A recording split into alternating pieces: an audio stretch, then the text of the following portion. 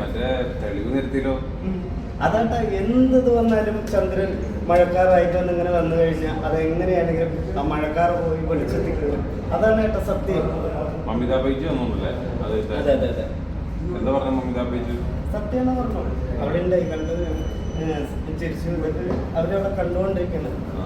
അതാണ് എന്നാണ് എന്നെ കൊണ്ട് ഒരാൾ വിളിച്ചു എന്നെ ആള് പറയില്ല. അപ്പൊ ആള് വിളിച്ചു പറഞ്ഞ ഏതെങ്കിലും നുണ പറഞ്ഞു. ഉണ്ണിക്കണ്ണൻ നുണ പറയാറില്ല. ഇതാണ് സത്യം. ഉണ്ണിക്കണ്ണൻ അന്ന് മമിത ബൈജു ഉള്ള കാര്യം പറഞ്ഞിട്ടില്ലായിരുന്നല്ലോ. എന്താ പറയാ എപ്പോ അന്ന് പറഞ്ഞിരുന്നില്ലേ വിജയെ കണ്ടെന്ന്? ആ സമയത്ത് മമിത ബൈജു ഉള്ള കാര്യം അന്ന് അവിടെ നിൽക്കണ്ടേ? ഞാനത് പെട്ടെന്ന് പറയണ്ടാണ്. അന്നവിടെ നിൽക്കണ്ടേ? സത്യമാണ്.